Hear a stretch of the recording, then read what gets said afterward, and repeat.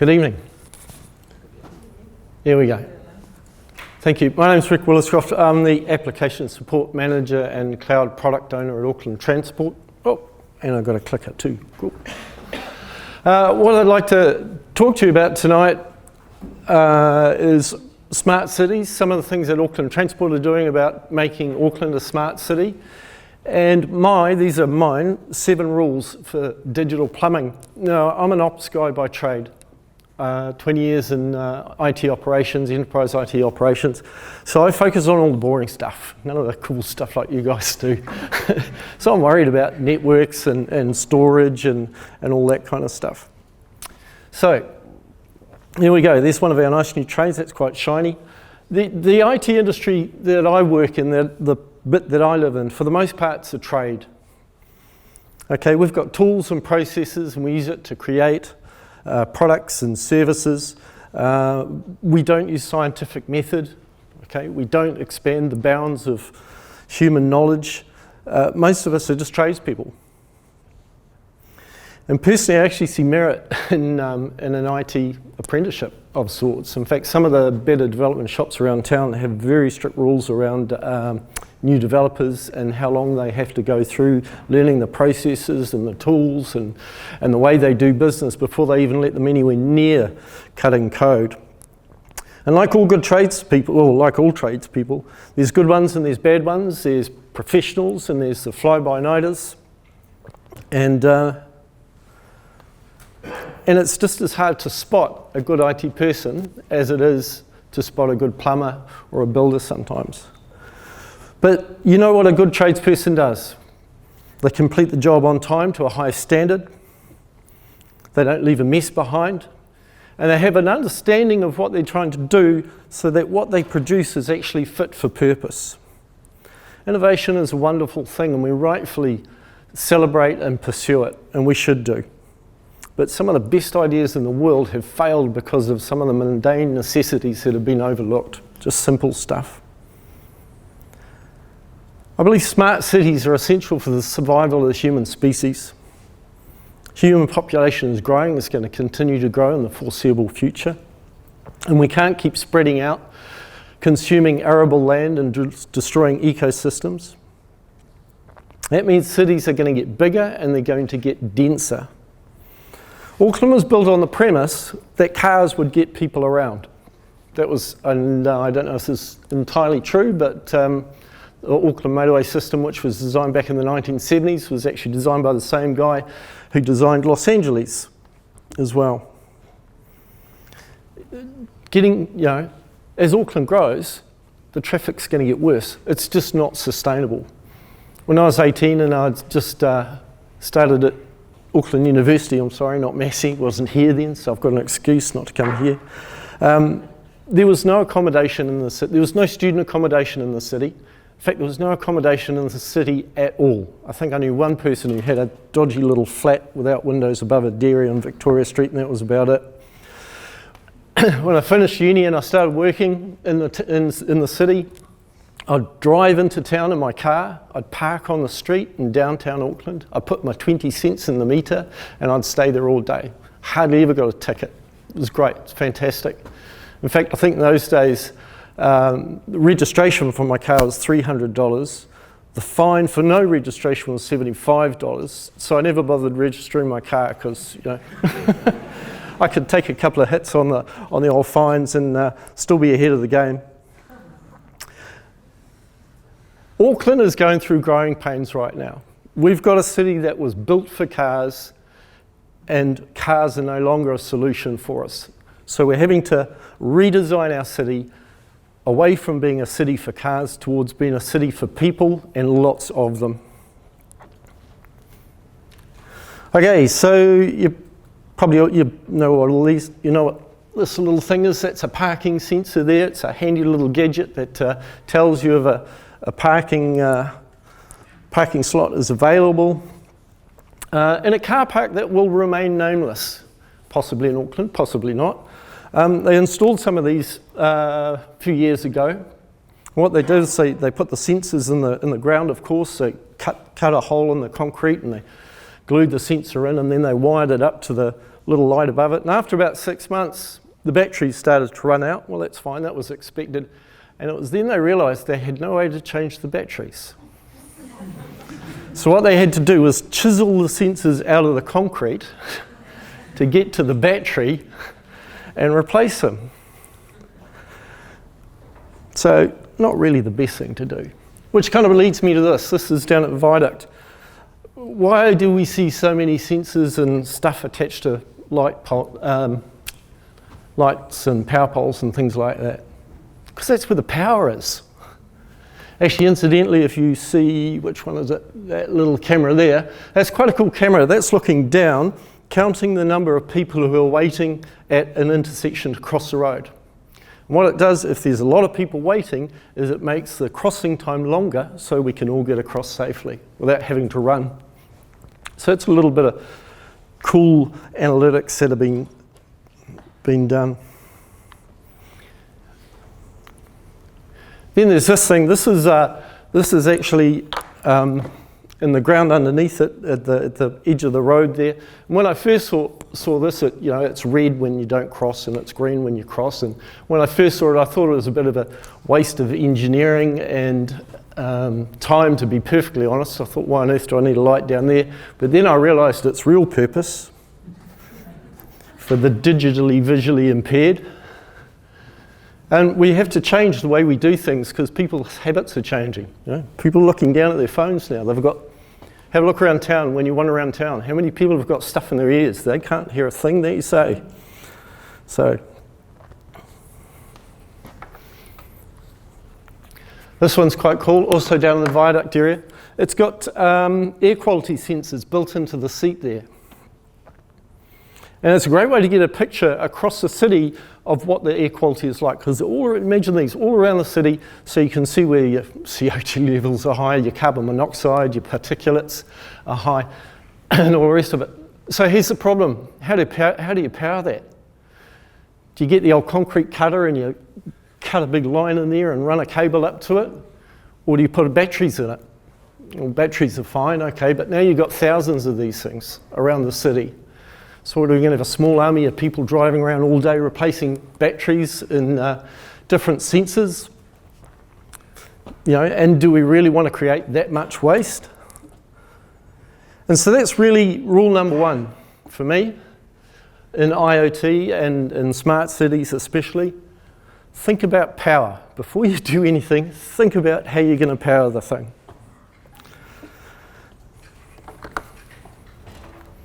This one's up on Karanga Happy Road. Obviously there's a lot of data being collected here. You can see a whole bunch of stuff. I don't know what half of them do. Something cool, I'm sure.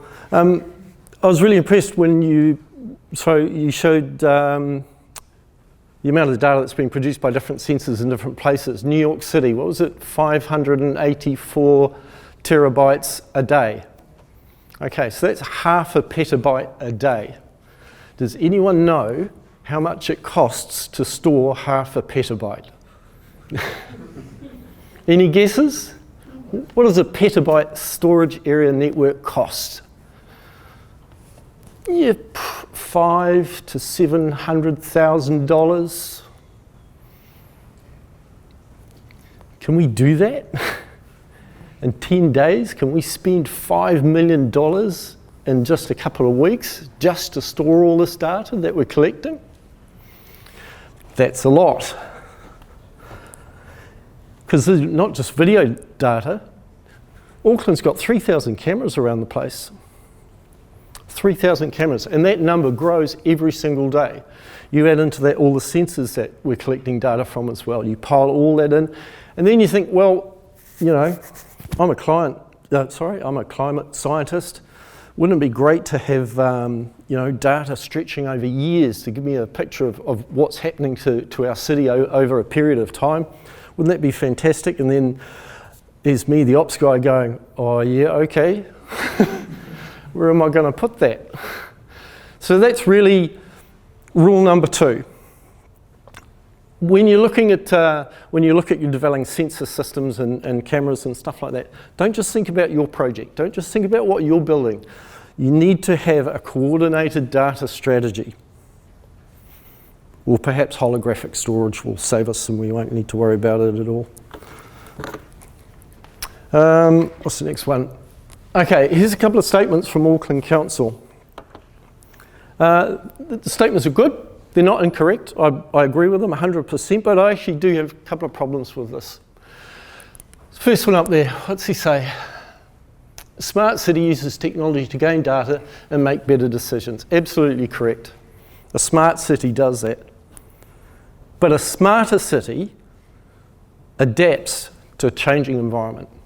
Okay, so we pull that data in and then we do something with it. And let's just think for a moment about air quality. Okay, so we've got sensors all around telling us about the air quality and what's happening.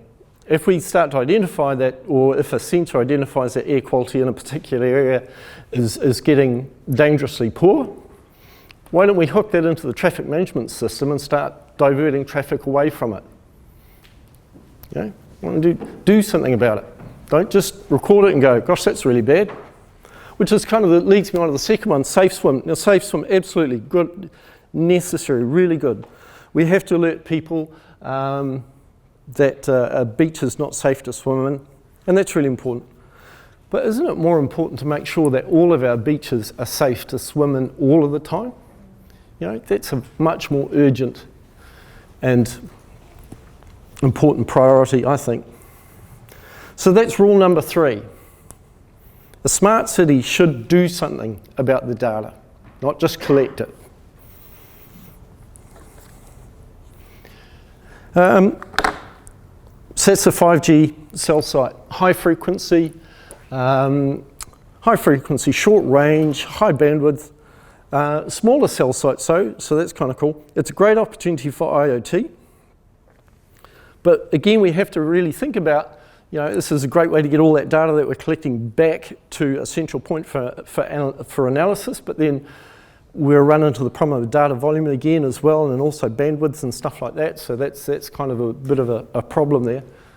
So you have to think, do I need to send all that data back? You know, is it really absolutely necessary? If a sensor can operate and adapt independently, then it absolutely should. So if you think about special vehicle lanes, the old bus lanes, in fact I saw one just down here, and there's usually the guy who's got the little camera, he's catching that rat bag that's run up the inside as, you know, all of us good people who are sitting in our lane. On Queen Street now, and also on Stanley Street in the city, we've got some special cameras in there which are running video analytics, and what they do is they watch the lanes 24/7, and they record what comes down the lane. And it can tell if you're a bus or a normal car or a fire engine or an ambulance or something like that.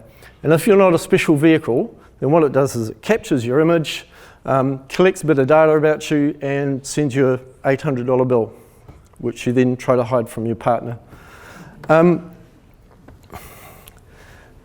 All we need to get from those cameras is the evidential image and the related metadata. We don't need 24 hours of other video data and stuff like that. There's so much processing power available at the edge, and I'd hate to think how much there is just in that little box right there, that clever little box. I'm sure there's an enormous amount of stuff that it could do. You could probably play a few games on it too if you wired it right. Do the heavy lifting at the edge if you can, okay? You don't need to drag it all back in and crunch it through some great big machine. Unless, of course, you really want to do some really heavy lifting with supercomputers. So here's another little story. How many times have we seen police 10-7 in it, and they say something like, "Have you seen this guy?" Is that me? You ever wondered why they all look like that? About 6 years ago, Auckland Transport, we took over Victoria. We took over all the car parks, actually. We just said they're ours. Give them here. We took over Victoria Street car park, and there were we put 9 cameras in there. And that was cool, so we set the thing up, and 9 cameras had a little NAS, network attached storage, so that we could buffer the footage and all the rest of it. And that was great, and it worked fine. High definition cameras, 1080p, everything looks fabulous. After about 3 or 4 years, we started to get phone calls from the parking team saying, "Look, these cameras are useless." You They look like this. They stutter. Some of them don't work at all. And so we went down and had a look at the car park, and they now had 33 cameras in there. And fair enough too. They had cameras in the stairwell for safety, and they had cameras on exits and all that kind of stuff. Now what they were doing, of course, is they'd just ring up the camera guy and they say, can you come and put in another camera, please? And you go, yes, please, I'm going to do that. He's going to make some money. That was cool. But the camera guy's not stupid. He knows that if he keeps piling all these high-definition cameras onto a network, it's not going to work. So what they would do, every time they installed another camera, is they would then ratchet down the resolution and lower the frame rate until all of the cameras looked like this. So that was our nice 1080p cameras.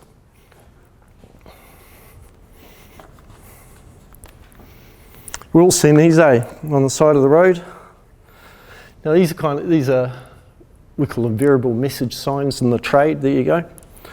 If you ask a security expert, how would you hack one of these things? They're going to talk about zero-day threats, packet bombs, intrusion, privilege traversal, intrusion detection, all that. Ask an engineer, they're going to be a little bit more practical. Maybe they're going to talk about perhaps network security, firewalls, authentication, possibly even encryption. So that's cool. If you ask a 12-year-old, how would you hack one of those? They're just going to say, well, I'm going to borrow Dad's bolt cutters and swap out the Raspberry Pi I got for Christmas. And it happens. Incidentally, I got this image off a site called How to Hack an Electronic Roadside Sign. So there you go. Security is no joke, well, most of the time. All right. This is now we're getting into the really tricky bits. So let's talk about traffic congestion at intersections now. What happens, we've got a system in Auckland called SCATS, which stands for Sydney, what does it stand for, Simone? Sydney something traffic system, I don't know. Anyway, what it does is it manages the traffic lights, okay? And how it does it, it sets a minimum green time at each feeder on the lights, okay?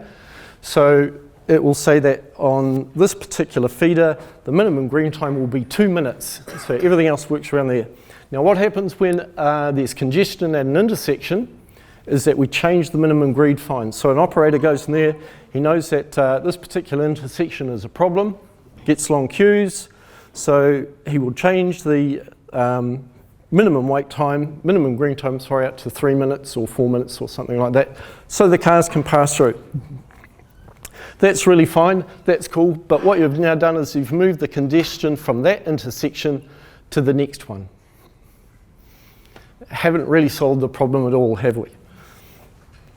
What you could do is, in a smart city perhaps, you could have video analytics looking at the queue length. You measure the queue length and get that to automatically adjust the minimum green time across all of the intersections.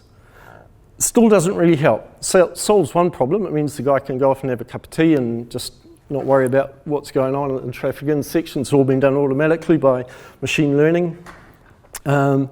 But it just pushes the problem further and further down the line. A smarter city would make smaller changes to the feeder intersections.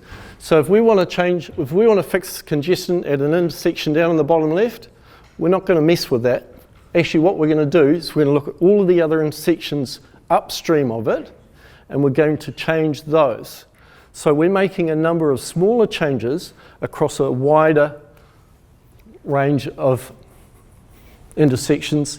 It slows everybody down a little bit more, but everything just keeps flowing that much better. A really smart city is actually going to predict that there's going to be congestion at that intersection. And it's going to predict it based on historical patterns, school timetables, weather, holidays, any other bit of data that it can actually think of. And what it's going to do is then send you a text and say, how about if you leave 10 minutes later, you're going to have an easier journey. That's really rule number 6, because rule number 6 is actually rule number 4, which was don't collect data, is wrong.